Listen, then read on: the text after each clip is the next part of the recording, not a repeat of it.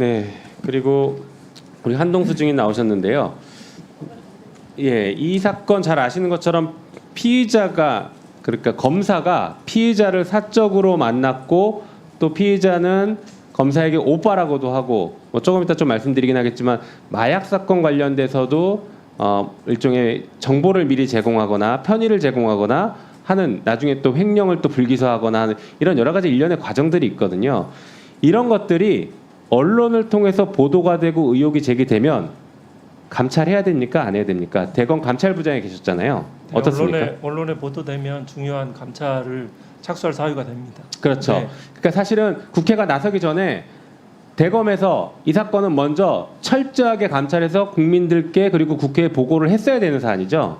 예, 이 검찰 조직의 건강함을 생각하고 국민을 바라보신다면 그렇게 해야죠. 네. 그런데 지금까지도 전혀 감찰을 했다는 얘기가 없고 오히려 옆에 계신 강진구 기자님이 이거 계속 질의하니까 감찰과에다가 이 사건을 민원을 넘겼다라는 통보만 해놓고 아직까지 이렇다 할 답이 없어요.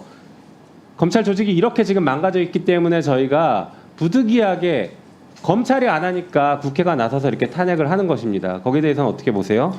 그 검찰 공무원에서 이제 검사하고 검찰의 이제 직원들 이 대비되는데 대체로 아주 뭐 예를 들어서 부장검사, 차장검사 이상에도 사실상 그 감찰 기능이 제대로 작동하지 않고 있습니다. 현실입니다. 네, 그렇죠. 또 개선될 여지도 잘 보이지 않습니다. 상황이 지금 이런데 지금 여당 의원님들이 자꾸 김영철 검사의 변호인 같은 발언들을 하셔서 이 진짜 탄핵 청문회장이 무슨 법정 공방하는 것처럼 돼버렸습니다. 우리는 문제 제기를 하고 여당 의원님들은 변호를 하고 있고 정작 당사자는 나와서 소명 기회를 줘도 나오지도 않고 지금 안타까운 일이 벌어지고 있습니다.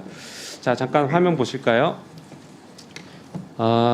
이게 녹취를 원래 들려드려야 될 것 같은데 시간이 없으니까 간단히 말씀드리면 장시호 씨가 2020년 10월 9일 날 김영철로부터 연락을 받고 JY 그러니까 이재용이 프로포폴과 관련된 것에 대해서 당신도 장시호 씨도 연관이 있는 걸 아니까 나한테 불어라 라고 합니다. 그게 녹취록에 다 있어요. 그런데 장시호는 그거를 얘기를 못하고 고민하다가 나중에 20년 10월 25일 저 때가 무슨 날이냐면 이건희 씨가 사망하는 날입니다.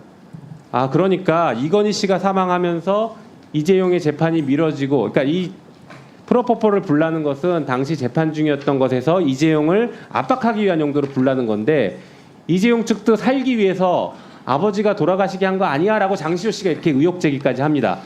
시간이 없으니까 이따 더.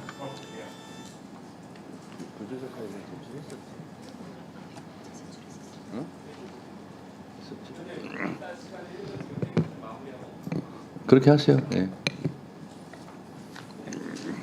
네, 빨리 마무리할게요. 자, 그래서 이건희 회장은 사망했고 어쨌든 그 이후에 장시호 씨는 김영철 검사에게 사실대로 얘기합니다.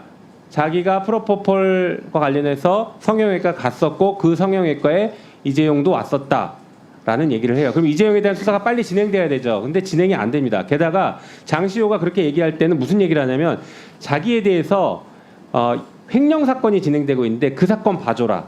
그리고 프로포폴 나도 봐줘라. 공소 취소 뭐 이런 얘기를 기소 취소 이런 말까지 합니다. 이런 얘기들을 해요. 그런데 실제로 한참 뒤에 보니까 프로포폴 관련해서는 장시호 씨는 수사에 아예 등장조차 하지 않고 아까 말씀드렸던 횡령 사건이 동일한 사건은 민사 사건이 있었는데 민사 사건에서는 손해배상 판결을 졌습니다. 그런데 형사 사건으로는 기소가 되지 않았습니다. 불기소 처분을 받았어요. 이건 거래라고 보는데 이 정도 사안이라면 감찰해야 되는 거 아닙니까?